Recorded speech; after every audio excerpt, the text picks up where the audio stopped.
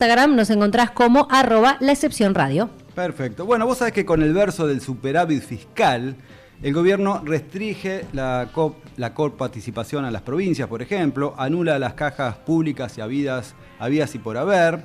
Y por eso, obviamente, dicen que no hay plata para los jubilados, dicen que no hay plata para los discapacitados, para los hospitales, para los sectores más desprotegidos de la sociedad y mucho menos para la educación y las universidades públicas. Causalmente, sobre este último punto, el martes próximo, 12 de mayo, se viene una nueva marcha universitaria para exigirle a Milei que cumpla con la ley de financiamiento universitario votada por el Congreso en más de una oportunidad. Así que para hablar un poco de todo esto, estamos en comunicación con el filósofo y docente universitario Ricardo Foster, a quien tenemos en línea. ¿Qué tal, Ricardo? ¿Cómo te va? Pablo Yumato te habla. Muy bien, ¿cómo te va, Pablo? ¿Cómo andas? Tanto tiempo que no hablábamos. De verdad, bien. Bueno, a ver, ¿en qué situación podés hoy? A ver, yo no sé ya ni por dónde empezar a esta altura. Quería empezar con vos haciendo mención a lo que tiene que ver con el tema de las universidades, pero vamos a hablar de un poco de todo en general. ¿En qué situación hoy están las universidades nacionales para vos? ¿Por qué es importante acudir a la marcha del 12 de mayo? ¿Qué es lo que está pasando? ¿Qué es lo que implica que el gobierno, en definitiva, no respete la ley de financiamiento universitario votado, creo que 2 o 3 veces, o 4, ya no sé cuántos, por el Congreso? ¿Por qué no lo hace? ¿Y por qué hay que defender a la universidad pública?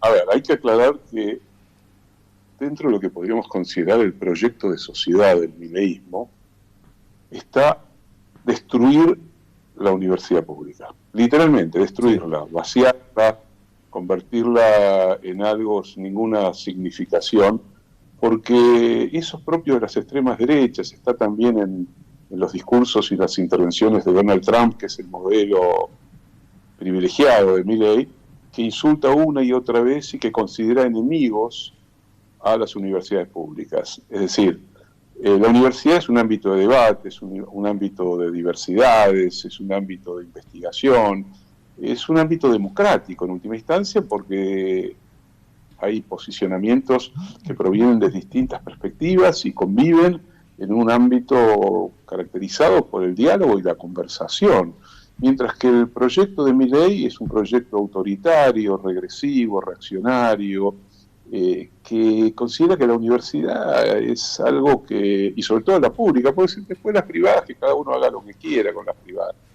La universidad pública, que también es la posibilidad de una movilidad social ascendente. Exacto. Y que sobre todo en la medida en que en las últimas décadas, ya desde los 90, pero se profundizó con los gobiernos de Néstor y Cristina, se construyeron muchas universidades, sobre todo en zonas populares. Exacto. Lo que implica que una parte de la población que siempre tenía vedado el acceso a la universidad por muchos motivos, pero uno de ellos era vivir muy lejos de las universidades o no sentir que pertenecían a los ámbitos sociales en los que estaban las universidades. Y por lo tanto, la construcción de universidades en Los Polvorines, o en La Matanza, o en 3 de Febrero, o zonas más bien populares, implicaba que esos jóvenes tuvieran la oportunidad de estudiar, de crecer individualmente, de también sentir que estar en una universidad era un modo también de modificar la fatalidad de tener una vida destinada a hacer trabajos de menor calidad, a quedar siempre sujeto a no poder salir de la pobreza en la que se vive. Entonces el mileísmo, que es un gobierno que destruye masivamente lo que importa en una sociedad, que es una mejor distribución tanto de los bienes materiales como de los bienes simbólicos, identifica a la universidad como el lugar del mal, como el lugar lleno de cucas, zurdos, esas palabras asquerosas, denigratorias supuestamente, típicas de las derechas fascistas, para precisamente mostrar que lo que considera el mileísmo es que en la universidad viven los parásitos, están los parásitos, los que viven de la teta del Estado. Entonces hay que quitarles recursos, hay que, por lo tanto, financiarlas, hay que destruir el salario de los docentes, hay que destruir también algo virtuoso de la Argentina, que es una formación de científicos y científicas de altísimo nivel que desarrollan proyectos de investigación también que habilitarían hacia el futuro inmediato progresos muy significativos para mejorar la propia vida de los argentinos y argentinas en general. Bueno, contra todo eso, Milei se dirige, utiliza los peores recursos, la mentira, la denigración, trata de decirle a la sociedad que en la universidad en realidad se estafa a los que no acceden a la universidad, se roban los recursos, etcétera, etcétera, etcétera. Pero como creo que todavía en una Argentina muy dislocada como la que estamos viviendo, hay una parte muy significativa de la sociedad que sigue percibiendo y experimentando la universidad pública como uno de los grandes valores y de las grandes virtudes de nuestra historia contemporánea.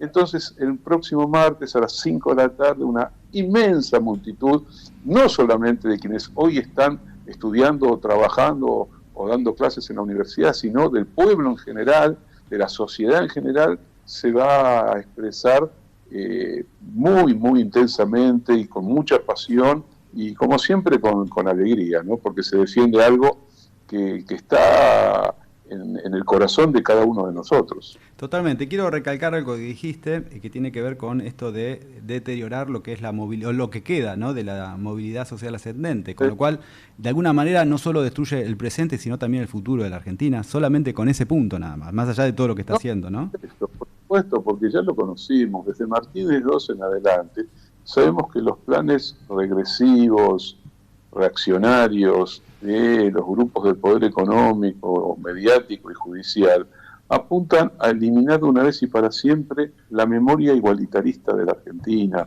Cuando Milei dice que la justicia social es una perversión, está poniendo en palabras espantosas, repulsivas, que antes no se podían pronunciar, justamente el revanchismo muy profundo, revanchismo social de estos sectores que concentran el poder económico en la Argentina. Por eso cuando uno se pregunta, ¿cómo es posible que los Roca, que esos grandes operadores de la vida económica acepten que Milei los denigre, los insulte? Y hacen eso porque en el fondo están totalmente de acuerdo con el ejercicio revanchista que supone el proyecto mileísta, en términos de leyes laborales, en términos de derechos, en términos de valoración del sindicato, de los salarios, de lo que se te ocurra. Entonces creo que hoy estamos en una encrucijada importante en la Argentina, porque el gobierno de Milei representa, en parte, a una visión muy pobre, muy brutal, que antes se expresaba de manera violenta, y eso fue la dictadura militar. A sangre y fuego impusieron el Plan Martínez II, y que a lo largo de 40 años de democracia han insistido una y otra vez, ahora con otras herramientas, con otros mecanismos, han insistido en destruir la Argentina industrial, la Argentina del trabajo, la Argentina de los derechos, la Argentina sindicalizada, la Argentina que seguía pensando... Instalaron la reforma laboral, ¿viste? Ayer ya la ratificaron otra vez. Por supuesto, pero yo estoy confiado que esto se va a dar vuelta, que en el 27 va a haber una opción que va a poder volver a ejercer el derecho democrático, a construir una sociedad más equitativa y que va a cancelar rápidamente estas leyes brutales que está imponiendo el mileísmo y que nuevamente las universidades públicas van a recibir el presupuesto que necesitan, no solamente para sobrevivir, sino para ser lo que efectivamente son, reconocidas a nivel mundial como universidades de altísimo nivel, no solo la Universidad de Buenos Aires, sino la red impresionante de universidades públicas que tiene Argentina del norte y de este a oeste. Totalmente. Pero bueno, para eso hay que dar una pelea importante, significativa. Hay que discutir. Ricardo, ya nos metemos en eso, en lo que es la oposición, el peronismo. Pero antes que nada quería preguntarte un poco, primero un punto clave, ¿no? Se acaba de anunciar que dentro de 40 días van a dejar de funcionar los hospitales dependientes de la UBA, por un lado. Y por otro, quiero preguntarte acerca de cómo ves hoy por hoy al gobierno con estos escándalos de corrupción y obviamente con una economía que está estancada, en donde el industricidio ya es más que evidente y la gente se está quedando sin laburo y la poca que tiene trabajo, la verdad que no llega a fin de mes. ¿Cómo ves hoy la situación del gobierno? Me refiero a, ¿notás un clima de exacerbación, un clima en donde la gente ya está a punto de cansarse definitivamente o crees que llegamos al año que viene a las elecciones?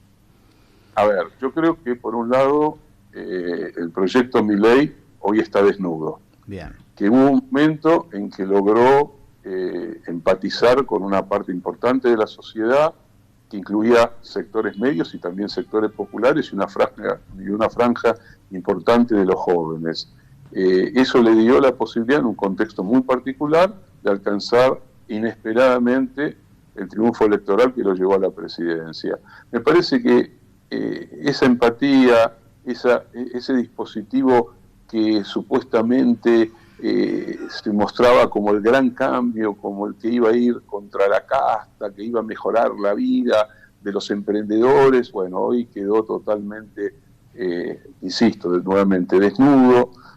Basta simplemente ver lo que sucede en las principales ciudades de la Argentina para ver que está paralizado el consumo, que los salarios están muy por debajo de la inflación, que la inflación no ha podido ser detenida, sino que hay una gran mentira alrededor de la inflación. Como vos bien señalabas, hay un ataque directo a las industrias argentinas que sostienen la mayor parte del empleo en nuestra sociedad. Al mismo tiempo hay un desfinanciamiento generalizado de la educación, de la salud, de la cultura. Uno podría hacer un ejercicio. ¿Qué hubiera pasado si la pandemia, de la que se habla tan poco últimamente, hubiera caído bajo un gobierno como el de Milei, con un ministerio de salud que es una cueva de ladrones, que a su vez está estructurado para destruir la salud pública en la Argentina y para destruir algo que también era importante y virtuoso en la Argentina, que era un acceso a la salud y a los medicamentos gratuitos, que hacía que sectores más pobres de la sociedad tuvieran el derecho a una mejor atención en salud. Como este es un gobierno, insisto, que busca, algunos dicen peruanizar a la Argentina, ¿no? Entiendo, hay que tener cuidado con el uso de las palabras, porque el Perú es un país hermano que también está sufriendo hace mucho tiempo un sistema despótico, de dominio económico, de fraude político, de encarcelamiento de sus dirigentes. Entonces hay que tener cuidado con las palabras, pero se entiende lo que algunos dicen. Perú es un país con un altísimo nivel de informalidad. Cerca del 80% de la sociedad peruana trabaja en la informalidad, vive en la informalidad y por lo tanto ni siquiera tiene derechos jubilatorios porque está en la informalidad, que tiene una concentración económica brutal, desindustrializado y que sin embargo tiene la macroeconomía siempre estable, con un banco central cuyo presidente está no sé hace cuántas décadas y que es el modelo ideal, el sueño húmedo de el neoliberalismo en sociedades como la nuestra, digamos, ¿no? Y como la Argentina proviene de una historia distinta, con un Estado presente, con derechos adquiridos desde generaciones anteriores, una conciencia de la igualdad, con una tasa de sindicalización que pese a todo sigue siendo alta, porque hay una conciencia de lo que significa el sindicato. Bueno, contra eso quieren ir, y el mileísmo es el que mejor representó en democracia la posibilidad de hacerlo,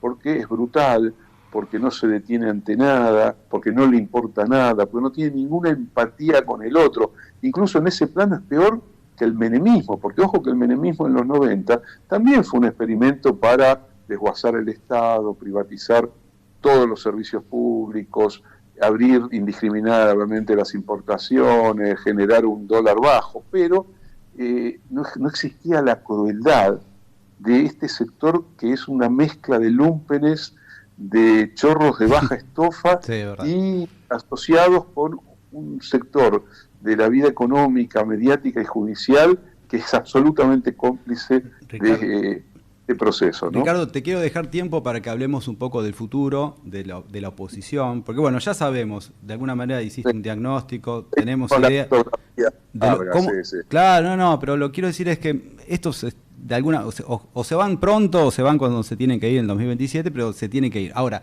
una vez que haya un cambio de gobierno, que esperemos que sea un gobierno nacional y popular, me gustaría saber qué es lo que pensás vos, cómo debería ser el peronismo que reemplace justamente un gobierno de estas características, y cómo ves hoy la interna eterna, ¿no?, del peronismo hoy por hoy. ¿Cómo lo visualizás vos? Te lo voy a responder de este lado. Creo que el año pasado, en algún momento, ya no me acuerdo exactamente cuándo, Axel Kicillof dijo una frase que a mí me pareció en ese momento bien interesante y oportuna. Dijo, hay que componer nuevas melodías, nuevas canciones. Sí. Lo mataron por eso, sí. Del peronismo particularmente, no me gusta decir del kirchnerismo así en abstracto, porque yo me siento kirchnerista. Yo fui parte del gobierno de Cristina, fui parte de un proyecto político-cultural muy, muy interesante que fue Carta Abierta, que nació en el contexto más difícil del kirchnerismo, que fue el conflicto del 2008 con los sectores agrarios concentrados en la Argentina. Por lo tanto, para mí el kirchnerismo en realidad lo que hizo fue expandir y recuperar al peronismo, ¿no? Que venía de los años del menemismo, y dio un paso muy interesante para reconstruir la idea de un peronismo que de vuelta tomaba banderas históricas, pero también las actualizaba según las demandas del presente. Entonces, cuando Axel dijo, hay que componer nuevas melodías, yo dije, está perfecto, porque está claro que estamos en el siglo XXI, estamos también en el tiempo de los algoritmos, de la inteligencia artificial, de los cambios en el trabajo, de los cambios en la subjetividad, de una ofensiva espantosa de las extremas derechas y de un desorden internacional como hacía décadas que no vivíamos. Por lo tanto, no es posible aceptar el desafío de plantearle a la sociedad un proyecto político que no sea capaz de encontrar nuevas formas de interpelar, nuevas formas de hacer. Entonces me parece que ahí está parte de mi respuesta. Yo creo que en este conflicto interno, la verdad que se está perdiendo de vista, y esto es en lo personal lo que estoy diciendo, que por ejemplo Axel Kicillof es el que mejor representa la mejor historia, la historia virtuosa del kirchnerismo y de lo que implicó el kirchnerismo como expansión y renovación y recuperación del peronismo. Entonces, yo no veo que haya alternativas que no vayan por derecha en ese sentido, porque las alternativas que pueden hoy estar planteándose incluso desde dentro del peronismo son claramente alternativas pro-establishment, ¿no? Sí. Desde Massa hasta ni hablar de los pichetos de este mundo. Mientras que me parece que Axel, ha hecho todo el camino, digamos. Es una expresión muy potente de lo que el kirchnerismo generó en la sociedad argentina, y aparte ha pasado todas las pruebas. Estuvo en todos los escalones de la gestión pública hasta llegar nada más ni nada menos que a ser gobernador de la provincia de Buenos Aires y renovar mandato en condiciones muy difíciles. ¿Axel tiene toda la respuesta? No tiene toda la respuesta. Está haciendo todo muy bien, no sé si está haciendo todo muy bien, pero sí sé que no hay demasiados Axel en la oferta política en una sociedad como la nuestra, que pueda mostrar virtudes importantes. Una de ellas, que es muy menospreciada, es que vive de acuerdo a quién es. Ni hablar de eso. Te hago una acotación nada más con respecto a esto en relación, y necesito que apelo a tu poder de síntesis.